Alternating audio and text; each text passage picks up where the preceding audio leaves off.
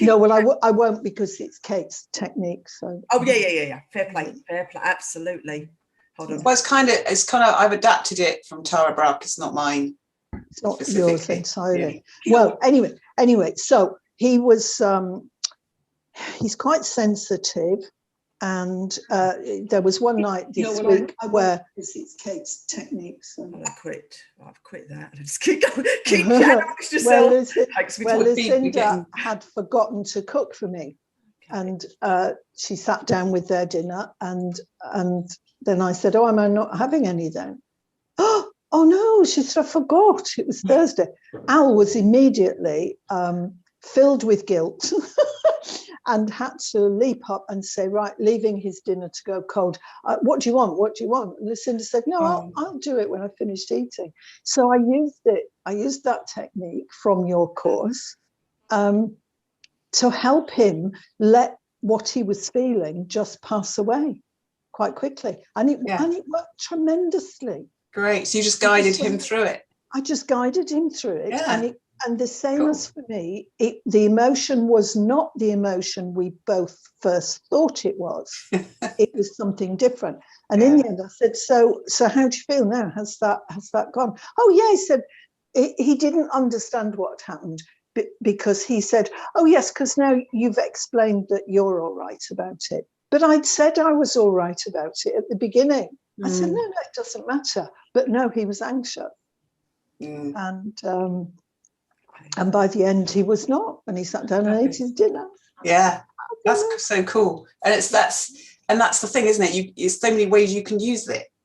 Yes. For yourself, for others, and also being able to just remembering to use it is the key, isn't it? And even if you remember you forgot, so I was saying in the group the other day, even remembering you forgot to use it is still learning. And eventually you'll remember to remember, and that's the next step, isn't it? And then, it is the next step. Yeah, I need that on a daily basis, remembering to remember. I know. Well, that's the thing, isn't it? But that's how it is. I love you. When you're learning anything new, it's like you've got to go through that whole process of, I forgot, I could have done that, and I didn't. I could have done that. Yeah. And then your mind sort of next time might just remember a little bit more quickly, maybe. Yes. But it's all part of learning. Practice makes. Yeah, it is. But so a lot of the time we beat ourselves up because we didn't do it. Yes. So and then then you give up. Oh, I'll never be able to do it because I can't remember to do it. But just the fact you remembered. You forgot. Is learning, and that's one of the steps. Yeah. Yes. True. So actually, it means we didn't forget. We were delayed in remembering it. Yeah, absolutely. Yeah. Right, we are live. I'm going to just do a quick hello everybody, hello world, hello YouTube, hello Facebook, hello everybody out there. I hope you're all doing really, really well, and if you're not doing really well, hope we can help you today. So we are going to be talking about, look, I've got Linda and I've got Kate, I've got Susanna. I'm so lucky. I'm so flipping lucky to be surrounded by this beauty, honestly, and this greatness, because it's been so long since I don't know who's luckier, Danielle. Sorry about that. Oh, I love you. You know what? Honestly, it makes my day, and it just sets me off just on the most beautiful, positive note. So just been surrounded by you. But today we are talking about overwhelm. Let me just sort this out. Oh, I missed it last week as well, but I'm just so glad that we're all together again. So overwhelm is just many times recently I've been very overwhelmed, and I know a lot of people are feeling this overwhelm feeling that we can get and have, but for me, overwhelm, it comes when I have a lack of control out of my external circumstances, and it feels like there's so many different things going on that need to be done, need in inverted commas to be done, that it's just too much. And sometimes it can feel like just a big cloud or noise. And for me, if I get that feeling of overwhelm, firstly, the most important thing for me is I have to change something. I actually have to change something, because it doesn't feel good. It doesn't feel right. I don't feel happy. But when I get that feeling about overwhelm, it's a physical manifestation in me. You know, I'll get the tight chest. It's like an anxiety. It's a frustration. It's like you almost want to retreat and just hide away and just go into a little ball and just stop the outside world in a way. And that's how it manifests for me. And I hate that feeling of overwhelm. And really, what I should do is throw some love at it, really. But, you know, yeah, I should throw some love at it. But for me, I have to change something. And I have to chunk it down to what is important, because very often when we look at a situation that we feel overwhelmed in, there's a million different areas. And if we can prioritize the areas that we're feeling overwhelmed in, writing it down, putting in some kind of an order, and seeing if it's really important right now, we can structure it a little bit more in our minds, so everything kind of just makes a little bit more sense, and you can breathe and just stay present and get through the bits that are important to get through. And if you don't get to the bits that are not important in per se, to get that done today or next week or whatever, you know, you've got yourself breathing space. And when it comes down to it, really, what is important? What's important to you in a month? What's important to you in a year? What's going to make a massive difference to your life anyway? And if it does need to be changed in the present, then having that courage to change what doesn't make you feel good. So yeah, I mean, I've had, for me, as I say, the overwhelm it's almost like, for me, with this pandemic and the lockdown and everything like that, I've had it a few times, and it's just the overall length. It's the length of everything, and then things happening and everything happening at once, seemingly, you know. So it has been challenging at times, very much so. But as I say, I kind of like tend to just going back to where I came from, all my years coming up to this.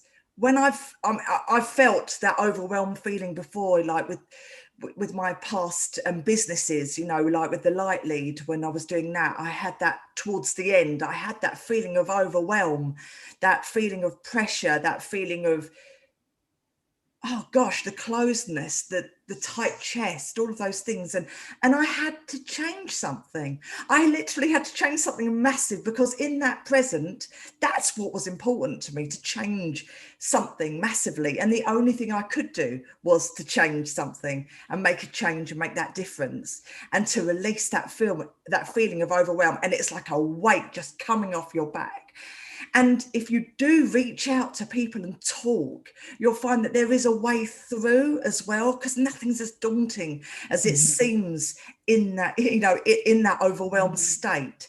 So I'm going to throw it out today, because who should I start with? I don't even know where to start. I'm going to start with you, Kate, because you're just looking at me, and I missed you all too much. But Kate, overwhelm, this happens. It happens. Oh God, yeah. I mean, yeah, we all suffer it, don't we? So it's not something that you should ever be ashamed of or anything, because it's like, we all get it. Everyone does. And I challenge anyone to say they don't, you know. So it's like, well, what is it to you? So like for me, if I were to just share for me, overwhelm tends to be, my head is just too full of too many thoughts, too much stuff going on at once. It can be pain, like physical pain in my body. You know, you can get overwhelmed from that too. But generally for me, I get on quite well with pain. I don't have a thing against pain, because to me, I'd rather feel pain than feel numbness, because I had this whole thing with numbness when I was younger. So to me, pain is great. I welcome pain. I'm very happy with pain. We've got a great relationship. It just means I'm alive, and I'm happy with that.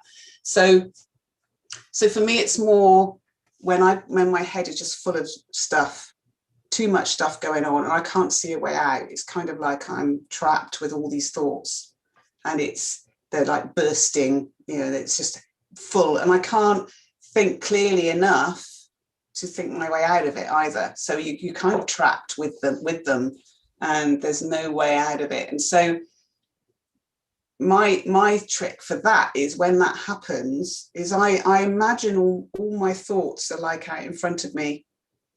Because normally you when you're thinking about things, you just got one thing, you're very focused, you're like this, and you're looking ahead, and all you can see is all this muddle of, it's just like a knotted mess of thoughts. So for me, I kind of like and open it out like it's on a string, and I unravel the knot, and they're all there in front of me now, but I can see them all because they're all side by side. And then I actually play with them even more and spread them further out. So at least now it looks dealable because I can see them all. They're not all just all jumbled up in this mess, and I can see them all, and I just spread them out, in my head. Sort of just do it as a visual, and that just doing that alone makes it manageable to me. It seems like right now I can see everything. I can see all of them. There's nothing hiding behind anything or stuck underneath or anything else. I can see everything, and now I can pick one and say, right, that's it. And it is about, isn't it, breaking it down to just a simple, what's the one step I can now make just to take one step forward. Because there you could think about all the steps you've got to make. It's like, how do you eat an elephant, one bite at a time, isn't it? You just take that one tiny little bite, that tiny little step. And what is that one step? And forget everything else. Just do that one step, because by the time you've taken that one step, everything else might have changed every way. So you don't need to think about the other steps. It's just what's the next one? And that's what helps me most. And that's where my source of overwhelm tends to be, that, especially if it's linked with lack of time, too many things to do, it's too little time to do it in. And so for me, that's my little tip. Thanks. That's what I do.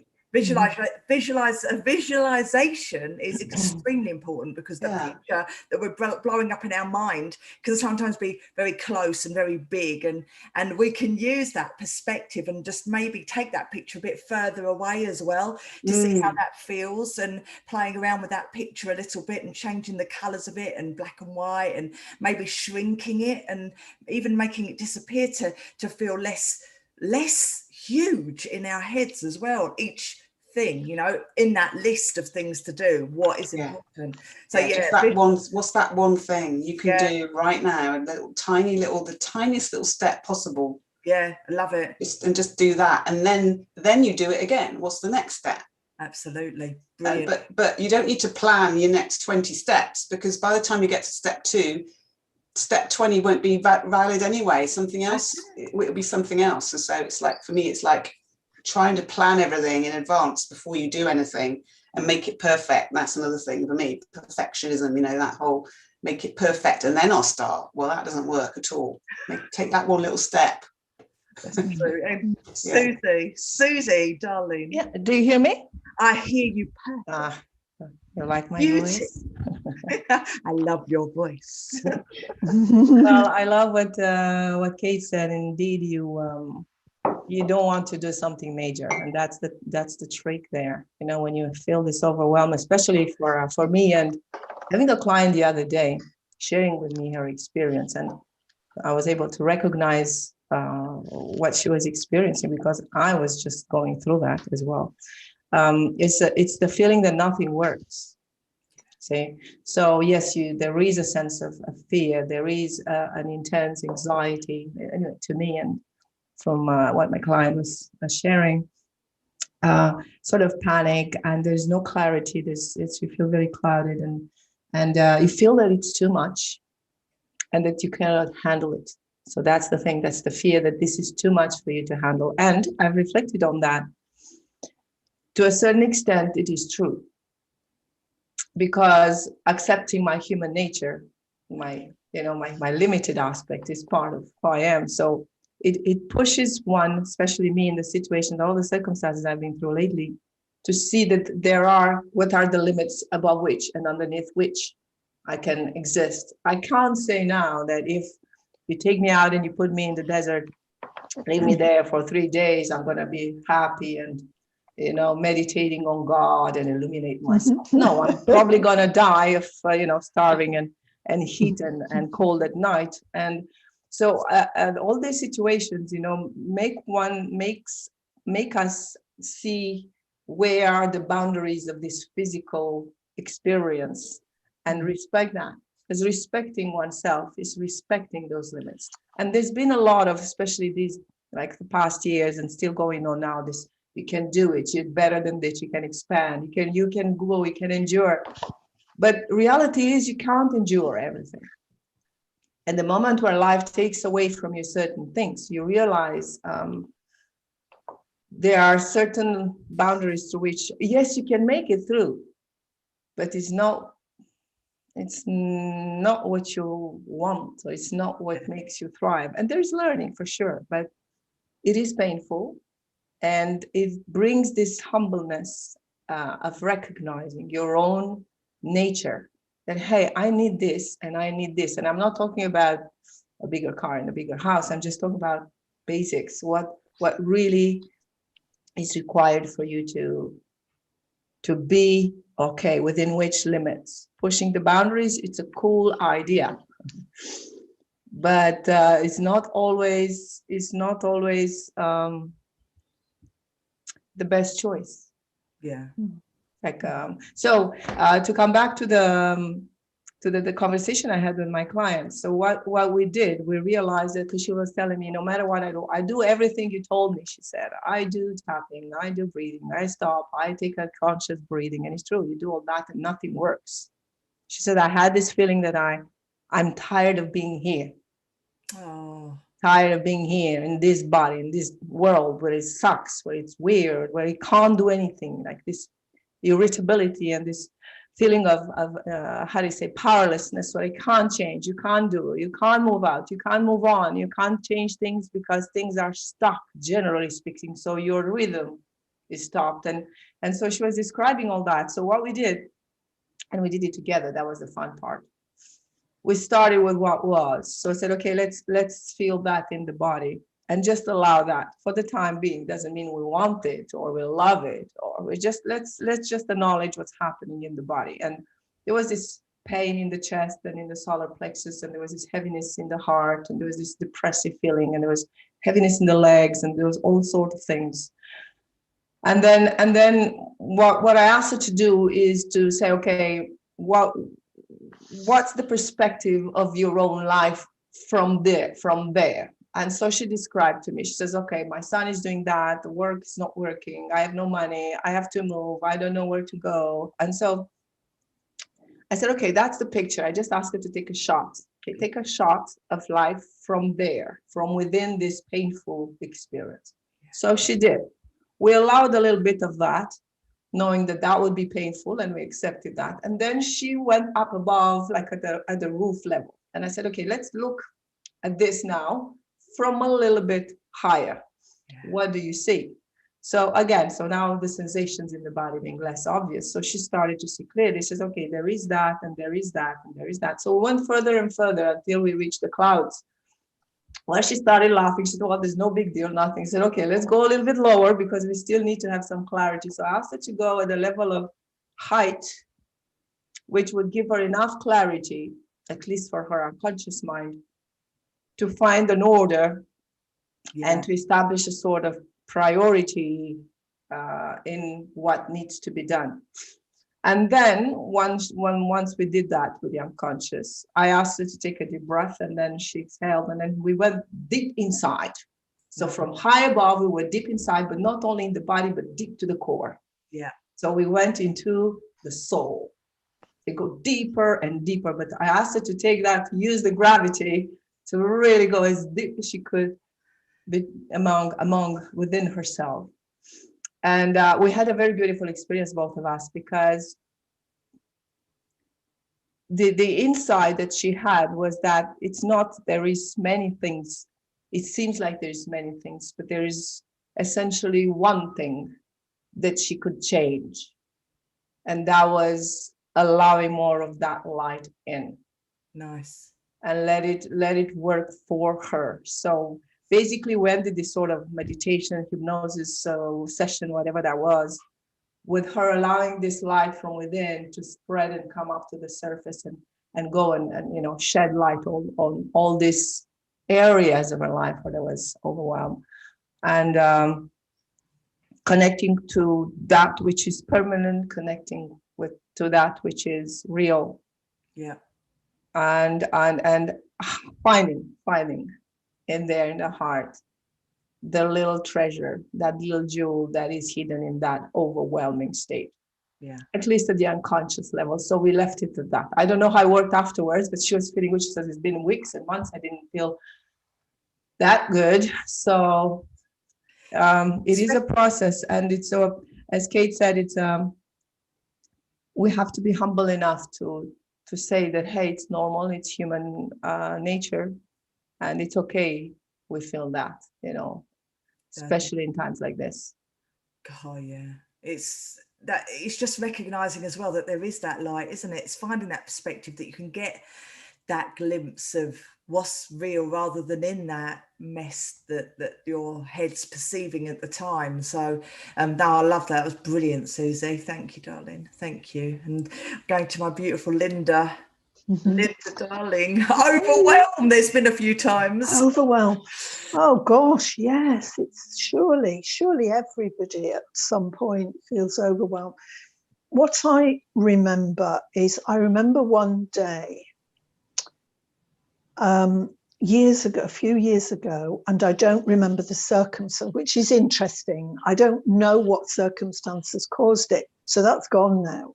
But I do remember walking across a room in my flat and suddenly thinking, whatever state I was in, it would be a mental state, an emotional state, and a physical problem state. Whatever it was that I don't recall now, I remember thinking, oh, this is burnout. Because what I've noticed is we talk about burnout as if it's never coming. We talk about burnout as being in the future. You be careful, you don't want to burn out. You be careful that you don't end up with burnout. And in that moment, I realized this might be it. Why are we always thinking it's not here yet? Now, it clearly wasn't, because I continued to function okay, and I got myself out of whatever it was. So what I'm thinking this morning is, overwhelm is a step on the way to burnout, and therefore you better deal with your overwhelm so that you are not threatened by burnout, because that is what happens if you push a boundary that without the power, without your own sufficient power of your own to push that boundary. Just because we think we ought to doesn't mean we are able to, does it? So that's what I would say. And what did you do? What did you do to get out of that state? I can't remember what I did then. No. And also, you know, perhaps none of us in this group are typical. We have lots of tools, don't we? And we know we have those tools because we've had those tools and we've worked hard to gain them and use them for many years. So we are always in a position, we've got resources. Yeah. We're always in a position, even if we lose it for a moment, we're in a position to get it back later and think, right, okay, what am I going to do? And I don't remember what I did exactly then. But my advice now, and it fits exactly with what Kate was saying, and I think, and it fits with what Susanna was saying, is my life is so much better since I learned that the word priority was a singular word until sometime in the 1940s. And it was only then it began to be pluralized as priorities. So I don't let it be priorities anymore. I look at, and it's a nonsense. You can't have priorities. You can only have one priority. And this is what Kate was talking about, where she spreads them all out and then looks at what is the one thing. And Susanna, something in what Susanna was saying, what was I looking at? Yes, Susanna was talking about in the moment, what I've called in the moment planning. I think, no, Kate as well. Yes, but both ladies have set things. So just do it in the moment. So in the moment, you can write them all down, get them out of your head. It's important to get this all out of your head, however you do it. You mentioned talking to people, didn't you? Yes, get it out, talk to somebody, write it down, journal it, whatever, make a list.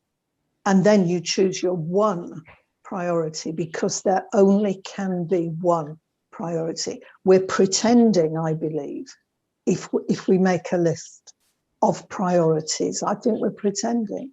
I don't think it's possible. And it doesn't mean that you can only do one thing today. There's no need to panic and think, but I've got 40 things to do before next week. Doesn't matter. Just what is the one? Yeah. Do that one. And then, just as Kate said, look again. What is the next one then? And I think that makes it easier. Someone said, yes, how do you eat an elephant? Tiny bites at a time. No one needs us to handle everything all at once. That is just the troll that lives in our head that says that to us. Oh, you've got all this to do because no one else will do it, and the world will end if you don't get it all done by next Friday. That's just lies in our head. Of course.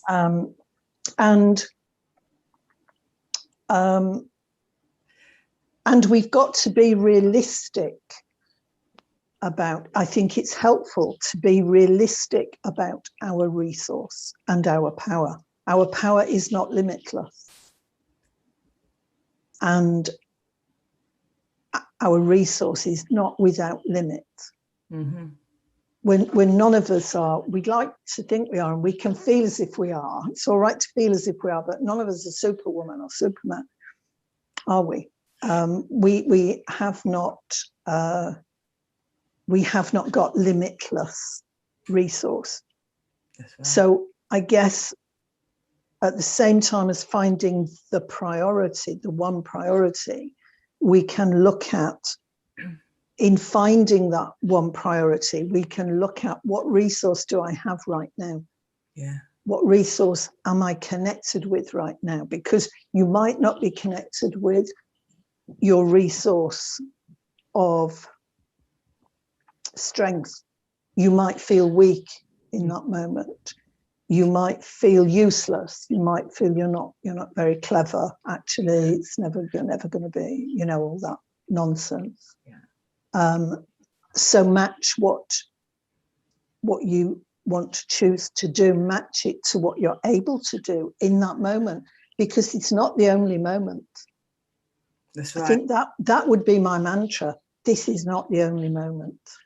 It's the most important thing is, as well, is you've got to put, like, as they said before, put your own oxygen mask on first and breathe and look after yourself first, because without you being a whole, then you're spreading bits of you out and out and out, and just depleting even more of your energy, and to the point where you literally can't function. So the most important thing to do is look after your own mental health, your own everything first, because that is your priority. That is. So something comes to me that can be done practically, because at another time, when you're out of that overwhelm or you're out of that unresourceful state, you would look back and think, oh yes, actually it was not as bad as I thought it was, and I could have done this and I could have done that. So third person, write it down. Linda is feeling this right now. What can Linda do? Linda could do this. Linda could do that. Then Linda could do the other. So it might be Linda's feeling rubbish and no good, and as if she'll never, ever be a success at anything whatsoever. That's what Linda's feeling. What can Linda do now? Yeah. Linda can take some deep breaths. Linda can go read a passage in the Bible. Linda can whatever. Linda can phone one of her daughters. and then Linda can choose the one priority. That's wonderful. And it's like when you're asking someone that's in a state of confusion, that overwhelmed feeling, and if you're saying to them, what are you confused about? And they're saying like, everything. Just everything. Say, what are you specifically confused about? That gives you the tools to break it down, because it's not everything. What are you specifically confused about right now? And then you're automatically zooming in and going, oh, it's that. That's what I need to focus on, because your focus, it's like being in a tunnel. When you're in that state of confusion or overwhelm, if you can imagine yourself, sometimes this helps me in like a long tunnel, and you just literally, you can focus on the thing that's on the other end, and everything else is just, you can blur that out. You can blur out the noise. You can blur out everything else, because our brains can do that. We are extremely powerful, so if we can focus in that tunnel, just darken everything away, and that's what I need to focus on. This is it. So what do I need to do to get to that bright shining light, to make it to make that clear, to make that, and just quieten everything else around us, because we're so powerful. And if we're powerful enough to make that state of overwhelm, because a lot of it can be in our heads through perspective, if we're that powerful that we can do that, we are that powerful that we can focus in and channel our power to simplify it all. So that's what I would say. Be specific about the situation, and then what can you do to change that situation in that moment? I think the other thing is, like, sometimes the answer is just do nothing. And so sometimes it's like, I'm going to just park it. You could just do a stream of consciousness, write down a load of things on a piece of paper and put it to one side. So I'm going to come back to you tomorrow. I'm leaving you there. And your mind then will just work on it for you. And then the next day, you'll know what to do. It's kind of like when you're in the overwhelm, you're in fear. And so you can't actually think straight at all. You're not going to make good decisions. You're not going to be creative in your problem solving. It's just panic. So sometimes it's better just park it. And sometimes the answer is just do nothing right now. And then come back. I'm gonna put you over there. Thank you for the message. I've got the message, and I'm just going to put you over there now, and I'll come back. And I even put a time in. So I'm going to put a time in, like put an appointment in my diary. I'll see you tomorrow at 9 o'clock, and we'll talk about it then. Thank you. Thanks for the warning, or whatever. So sometimes that, it's a bit like we will have these, this talks of bucket list, all these 100 things I must do before I die, and all this sort of stuff, And I like the idea of the bucket list, which is like none of that. What am I going to not do before I die? All this other shit, like cleaning up and all that. What's that stuff? And so it's almost like, and not, you have your to-do list, but what's my not to-do list? And all these other things I'm not going to do. I'm not going to worry about this, that, and that. But the important things, it's that knowing those things and what's important to me. And also just focusing on that. Also, just what's just sprung to my head as well, is there a pattern? Is there a pattern of when you're feeling this overwhelm? Because it could be hormonal. Like, I, for one, before I'm having my menstrual cycle, God dear, I feel sorry for Costa. Let's put it this way, everyone's just like, because there's certain things you can tolerate, and then at a certain time of the month, you just can't anymore. And it's just like, that's it. So, it's just knowing your body, knowing yourself. And if it's a gentleman that's watching this, that's in a state of overwhelm, is there a pattern to what you're going through? It could be that you're just surrounding yourself with someone else that has a pattern and that you're taking that on, so it's being aware of your body, of what's going on in your world. Is it happening every month? Is it happening every day at a certain time? Is it happening every season? Because it can be seasonal, can't it? It could be so many different things. Or if it's just because of what's going on in the outside world at the moment, and that's causing the overwhelm, it's just knowing that this will pass. It's not going to be like this forever. And you know, and perspective, that, you know, give it a week's time. Is it going to look the same? Put yourself in those shoes, looking back on the situation right now, you know, looking back on a week, looking back on a year's time at that situation right now. How does it look now? And oh, it's so powerful. Perspective, isn't it, in overwhelmed situations? Although you're right, it's sometimes you can be that overwhelmed that you're just like, you know. Like Susie was saying, Yeah, you know, it's you not. could, Yeah, you could sorry. be higher up. Sorry, go on.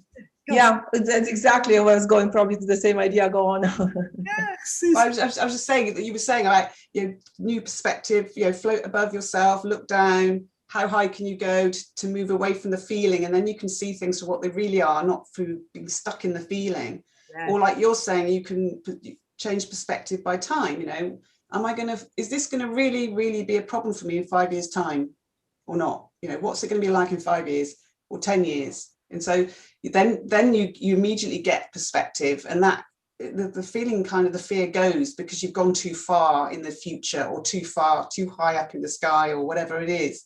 Yeah. And then the feeling can't be there anymore, because it's not relevant there.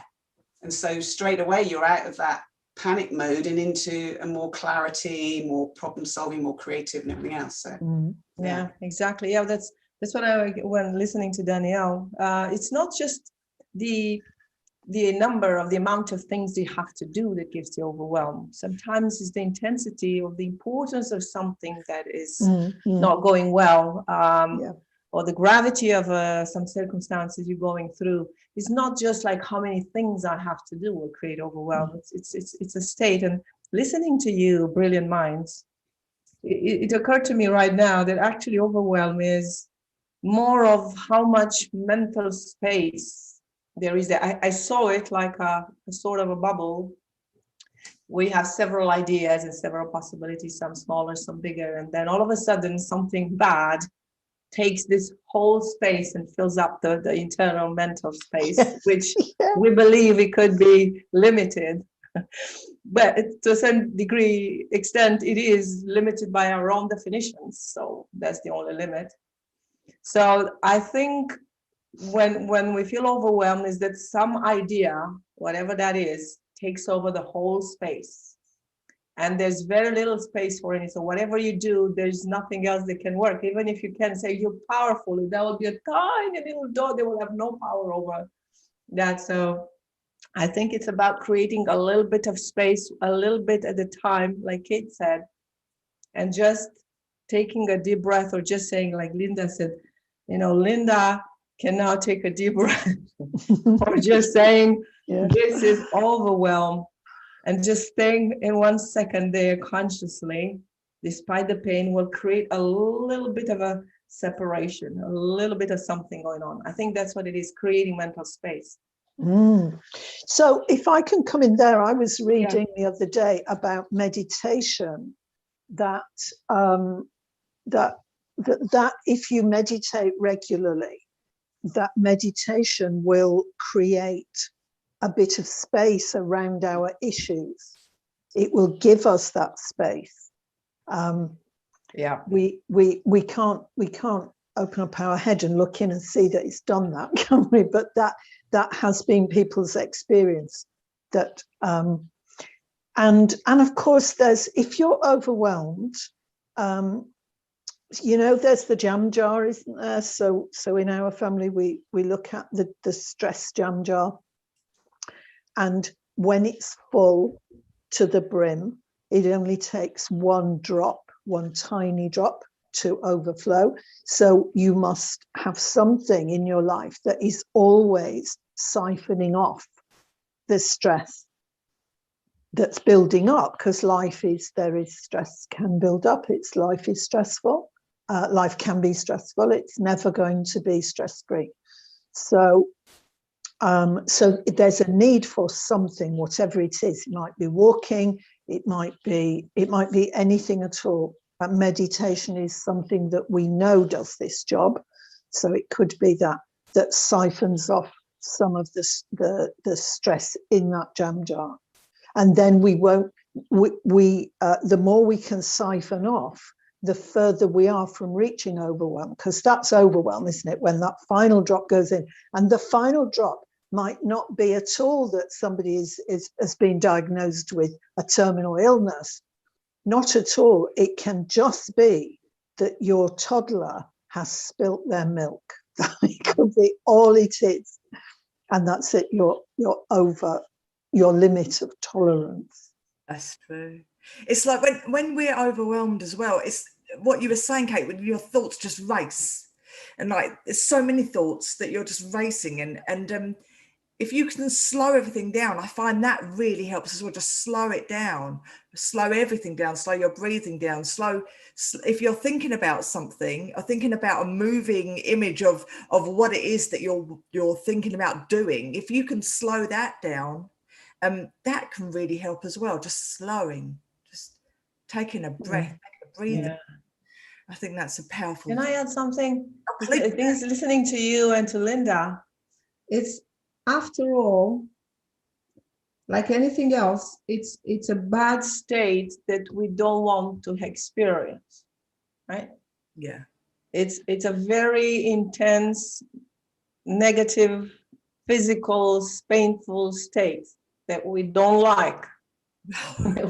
we don't like being there.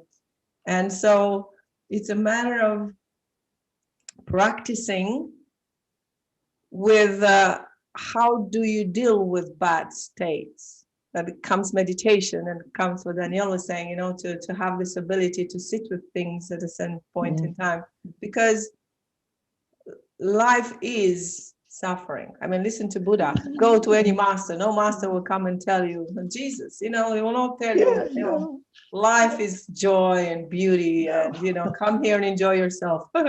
They kind of all came down here to warn us about the pain and how to deal with it and to find the truth beyond the pain. Yeah. So I think it's a matter through meditation, not only creating that space, but learning how to sit with bad state, knowing that eventually it goes. Yeah. So having that wisdom of, okay, this is shitty, excuse my French, but I'm going to sit with it, not to.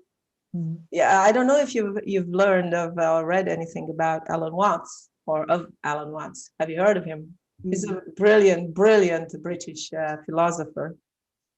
And he wrote a very, very nice book called The Wisdom of Insecurity. And he was saying in the book that actually we're not, it's not the anxiety that makes us feel bad. It's the anxiety that the anxiety creates in us. We're anxious of anxiety. We're fearing anxiety. Oh, yes, yes. Yes. So it's not only the overwhelm that is there, but it's that the whole, like, I want it off. I want this to be over now. I want this to, you know, get away now. I can't live with this. So most of the wise people I've learned from and read about, they had this ability to maintain and sustain a focus on the truth despite the pain. And so I guess that's another way to look at it. Can I sit with this shit for a moment without trying to correct it, or to just be with it and see what the heck happens? But that comes in the role of the meditation. Wrong. Yeah. Sorry? You see, you're making your body wrong by saying this is bad. And so it's a message. It's something is there. It's something to learn from. And it's like, and that's the other distancing thing you can do, isn't it? You can start using your brain to say, well, what is this? What is wrong? What is it that my body's telling me now? I'm feeling awful. Yeah. So something needs to change. And then you could get into the one thing, or you could just say, well, what's the feeling? And then you go into the feeling, a bit like Susie was saying, where am I feeling this feeling? Is it my chest? Is it my gut? Is it all in my head? Is it headache? You know, what is it? Just a pain in my arm? You know, what is this feeling that's overwhelming me that I'm trying to push away? Because you're making your body wrong. Your body's telling you something. And so learning to just be with it, as you say, sit with it and let it just be as it is, and not make it wrong, not make it bad, but it's just a part of you that's telling you something. And it's usually like a scared part of you that actually wants a bit of love. And so you were saying at the beginning, Danielle, you know, I hate this feeling, but you're making it wrong, and this is a part of you that you're hating. And so you can only create more suffering by hating it. because it just wants to say something. And so it's like, then you could start saying a bit like Linda was saying, or Linda's this, where you could actually say, well, it's a part of you, and invite it to come and sit by you and tell you what's wrong, you know. And I always, like I've told you guys before, I always think of it as like a little child that's scared and feeling lonely and unloved, and it just wants a bit of love. And I kind of like open the door, say, come on in, come and sit by the fire and tell me what's up, you know, and see it as that. And then I'm not making it bad. I don't make a little child bad because they're sad and they're lonely and scared. I wouldn't say you're bad, go away and come back when you're happy. When you're nice. Yeah. Your heart goes out to them. You want to cuddle, you want to say it's okay, you're fine, you'll be all right. I know this is horrible, but you know, it'll pass. So why don't we do that to ourselves? We'll do it to a little kid. So I try to see that little kid and do that. And come and sit by the fire and get warm. You don't have to say anything if you don't want to. Just come in. So you're inviting them into love, and you open your heart to it, and letting it in, and not making it wrong for feeling the way it feels. And you're calling it because it's a part of you, but you can distance yourself. It's that distancing again. We're going above, or we're doing something with time or whatever. But this time you're just saying, you know, treating it as if it were a child, or like if it were an animal, what would it be? And that's usually, I use that a lot with clients, you know, well, if it was an animal, what would it be? And they immediately know, you know, straight like that. Oh, it's like this, that, or the other, or it's not an animal at all. It's like a spiky blue. It's a sphere, but it's got spikes coming out of it. It's blue, you know. And then you can start looking at the feeling and saying, okay, it's real, it's something, and let's look at that. And then what happens if we take the spikes off? What does it become then? And then you start playing with the feeling, and you can do all sorts of great things with with color and shapes and things like that, as we were saying before. And the other thing I've that's come to me recently, courtesy of you, Kate, is that so we've got all these versions of children. All the children are not sad. They're not all afraid that we've still got inside of us. And therefore, can we invite the happy 5-year-old that enjoyed school? For me, my 5-year-old loved school. There was story time and a teacher called Mrs. Jolly, and life was simple, and it was lovely. So can I invite her to drive the bus? If one of my frightened, even teens, not always children, is it? If you know the Linda in my teens who got frightened, even the 40-year-olds. Yes. Yes. Oh my goodness. Yes. And the one that Lorks. Yeah, the one that we were just talking this morning about in the family on a WhatsApp group about who wins the dreadful baby experience. And I win because I win every time, no matter what. And of course, my girls have had their own challenges, some of them very, very big challenges with their babies or their pregnancies or whatever. But I win because I had premature twins when my toddler was 19 months old. So I win, hands down, I win. Yeah. I did night feeds all myself and but so yeah, so I could have somebody I could have a part of me that has that is on some days driving the bus because that's who I'm connected with. How do you do that, Linda? Just share how you do that. How do you actually make that happen? How would I choose? I just saw through the work we did with you, Kate, I just saw that there is a choice here.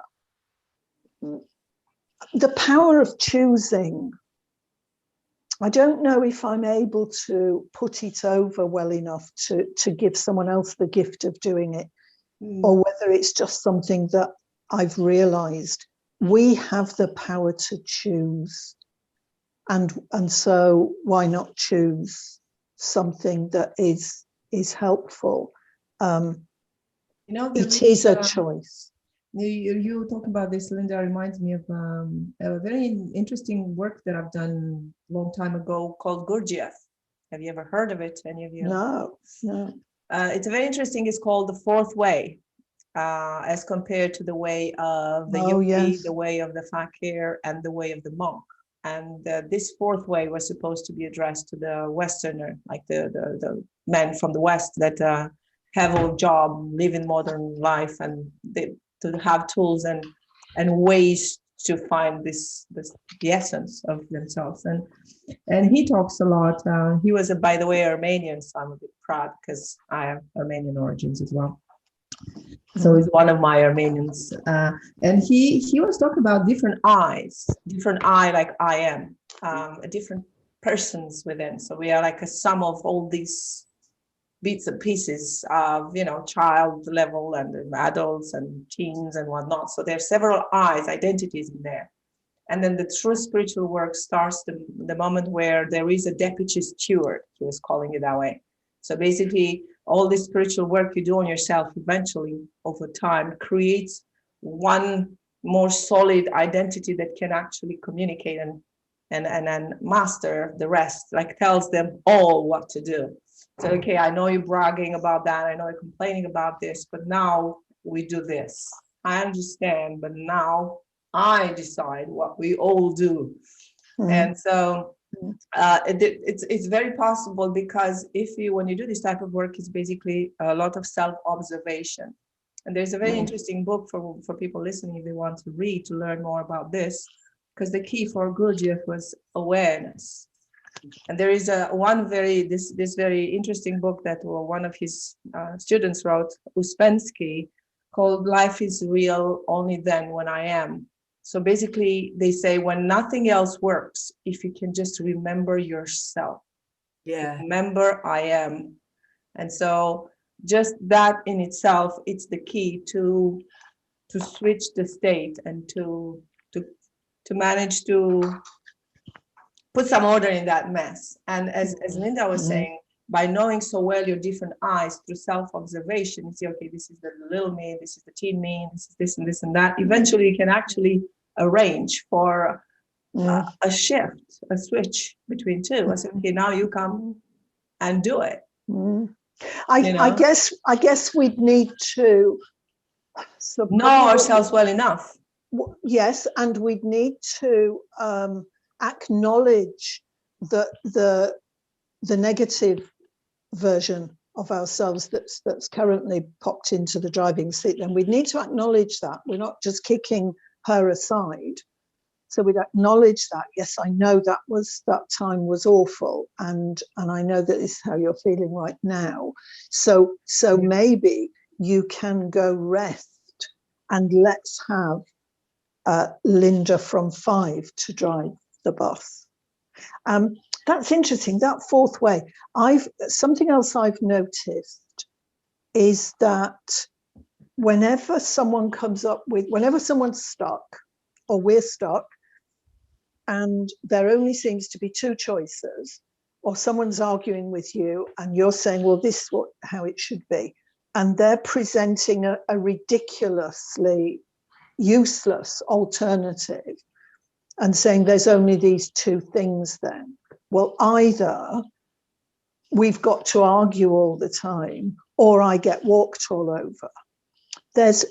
We are missing the third way. Always, there's a third way. If the two ways that come to mind look ridiculous, then there's a third way. Yeah. So I like that. I think I can use that, the Trinity. Yes. Can I just say as well, anyone that's watching this, everybody has got courses on there that they do. Susanna's just done is your course out yet, the Ayurveda? The first module is ready and is going to be next week available online. Amazing. So that, and Kate, you've got the most incredible course as well, haven't you? What's that about as well, Kate, well, mine is all about, it's called Selfish Freedom, and it's all about learning about yourself and freeing yourself from whatever it is, you know, giving you tools, all the tools you need to sort of navigate through life, really. And it's like just steps that you can take, and they kind of build on each other. So it's that's what I'm doing right now. And I'm just halfway through. I've been running it now for 6 weeks. I'm halfway through it, and we'll be running it again in a few months, so people can contact me about it if they're interested. So can I give a testimonial for that course then? Because I'm doing I was sold at the title, Selfish Freedom. Yes, I thought I want some of that. And it's not about being selfish, is it? It is self-ish, self-ish. And it is absolutely marvelous. It is a unique course. I have never seen anything else like it. It wasn't what I was expecting. It's far better than I was expecting. And I would encourage you, when you run it again, I would encourage anyone to just grab at it. I think that's the beauty of what we're doing, because anyone that's watching, that's an amazing testimonial. And Susanna, I've seen the first part of yours myself. You liked it? That's brilliant as well. Honestly, I'm going to send to all of you in the group the link to my first 2 videos. So you tell me what you think. But can I add something? I'd love to see it. Just wanted to add something in terms of this, to finish the overwhelm story. It just came to mind. I took the interview with Dick Harbers. He's an NLP practitioner as well, very wise, and he developed his own method. And his the whole thing has several steps to do, and they're all beautiful. But the main thing in dealing with anything that shows up is saying thank you. Yeah. So that could be actually the easiest way, because there's the only thing you have to do is to say thank you.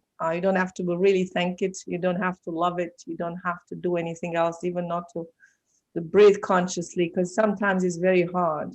But you can close your eyes, notice what happens, and just say thank you, and wait to see what happens next. I remember he did a session with me, and it's incredible, because you wait, and as you wait, after the thank you, things shift, and there's something else, and you say thank you to that, and then you go on and on and on until eventually you come out the other way. Of course, it's best to do that with someone. So everybody listening, going through some overwhelming experience now, it's good to have a therapist or somebody to work with, but you can also do it by yourself. Say thank you, wait, and see what happens next. And then thank again, and then again, and then again, and then again. That's such a very, very cool technique. Yeah, because you're bringing awareness to the fact, and it's giving you a message at the end of the day. Your body is constantly giving you a message through its physicality and emotions and everything. So by acknowledging it and giving thanks to it instead of fear or pushing it away, you're almost controlling it in some kind of a way. You're taking the reins back a little bit and saying, thank you for letting me be aware of this. It's a powerful, and I am, what you were saying about the I am. Yes. I am. The most empowering words that you can ever say about I am this, I am that. And a part of my self-confidence course on my 30-day challenge, that is the I am. One of the days is I am. So it's so important to know what we speak about ourselves on a daily basis. The I am is our power, so to be notice that, and to be mindful of that. So and send that power. So just listening to you, I feel like 50% higher than what I was before. Yes, exactly. Do you know what, right? It's been an hour. It's been an hour. Oh no. An hour. Oh, gosh. And I just want to say the biggest, I'm saying thank you now. Thank you so much. And see what happens. Yeah, see what happens. And anyone watching this, I hope you've got loads of value out of it, like I have. Absolutely tons of it on a weekly basis. It's amazing. But do go and check out. I'm going to put everybody's links in the write-up when I do this properly, and I'll put it up there for everyone to see. And the courses, check out the courses. Anyone that's struggling, just know that you don't have to. there is people there that will help you. You know, we are here to help you. You can do so much yourself with the right tools, because you have the resources and you have the tools just already. You just may not realize them as yet. So there is a way out. Just breathe, stay present, and make the changes needed to empower yourself. So check everybody else out, or their websites. Sending everybody the biggest hug and love and everything. And I'm going to sign off from live, so I'll say goodbye. Everyone say goodbye. Bye.